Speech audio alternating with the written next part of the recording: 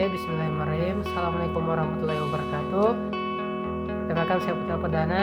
Di sini saya akan menghafalkan 3 hadis, tugas MIT, mata pelajaran hadis, yang mana tugas ini menghafalkan hadis dengan mata tertutup. Oke, bismillahirrahmanirrahim. Bismillah. Pada hadis pertama, hakikat keimanan dalam Islam.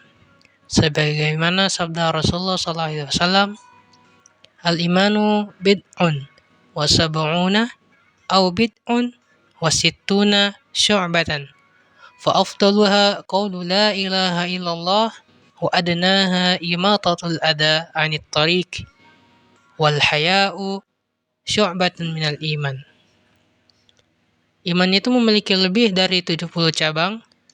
Yang paling utama adalah ucapan La ilaha illallah, dan yang paling rendah adalah menyingkirkan gangguan dari jalan. Dan rasa malu adalah sebagian dari iman. Hadis riwayat Muslim nomor 35. Hadis ini menunjukkan bahwa iman bukan hanya urusan hati, tetapi mencakup seluruh dimensi kehidupan seperti ibadah, moral, dan sosial. Dengan demikian, semakin banyak amal kebaikan yang dilakukan seseorang, maka semakin tinggi pula tingkat keimanannya.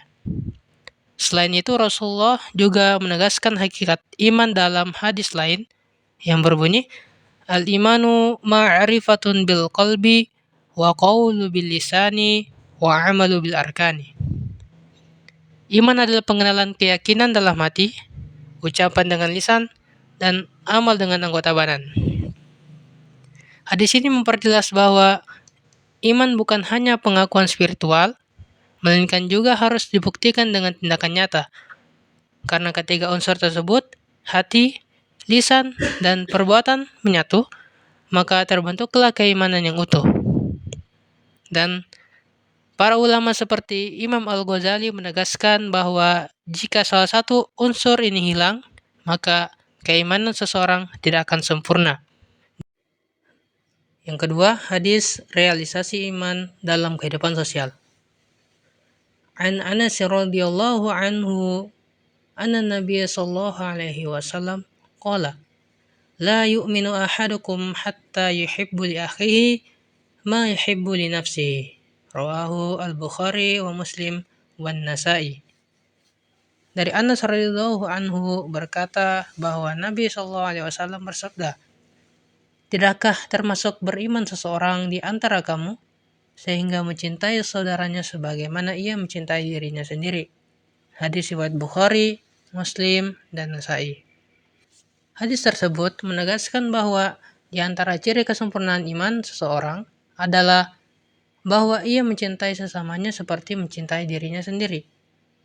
Kecintaan yang dimaksud di sini termasuk di dalam rasa bahagia jika melihat sesamanya muslim mendapatkan kebaikan yang ia senangi, dan tidak senang jika sesamanya muslim mendapat kesulitan dan musibah yang ia sendiri membencinya. Dalam hadis lain, Rasulullah juga menyatakan, Innal mu'mina lil mu'mini kal bunyani yashuddu ba'dahu ba'dun. Sesungguhnya antara seorang mukmin dengan mukmin lainnya bagaikan sebuah bangunan yang saling melengkapi satu sama lainnya. Hadis riwayat Bukhari dan Muslim. Yang ketiga, hadis tentang 7 dosa besar. Rasulullah SAW telah memberi peringatan keras dalam sebuah hadis yang diriwayatkan oleh Abu Hurairah radhiyallahu anhu. Beliau bersabda, Ijtanibu sab'a maubiqat. Jauhilah 7 perkara yang membinasakan. Para sahabat bertanya, wahai Rasulullah, apakah itu? Dan beliau bersabda, asyirku billahi was-sihru wa qatlun nafsi allati haramallahu illa bilhaq wa aklur riba wa aklul malal yatim wa tuli yawmaz zahfi wa qadful muhassanat al-ghafilat al-mu'minat. Hadis riwayat Al-Bukhari wa Muslim. Yang artinya, jauhilah 7 perkara yang membinasakan. Dan mereka bertanya, apakah itu wahai Rasulullah? Dan Rasulullah pun menjawab, 1. Syirik kepada Allah. 2. Sihir. 3. Membunuh jiwa yang diharamkan Allah kecuali dengan alasan yang benar. 4. Memakan riba. 5. Memakan harta anak yatim. 6. Lari dari medan perang. Dan 7. Menuduh zina terhadap wanita mukminah yang suci. Hadis ini merupakan salah satu hadis yang sangat agung karena mengandung peringatan besar terhadap dosa-dosa yang dapat menghancurkan iman, merusak amal, dan membinasakan manusia baik di dunia maupun di akhirat. Para ulama menamakan dosa-dosa tersebut dengan istilah al-mubiqat, yaitu dosa-dosa yang menjerumuskan kepada kebinasaan. Sebagaimana seseorang yang terjatuh ke jurang dalam yang tak dapat ia selamatkan dirinya. Mungkin sekian dari apa yang bisa saya sampaikan. Kurang dan lebihnya mohon maaf. Semoga bermanfaat. Assalamualaikum warahmatullahi wabarakatuh.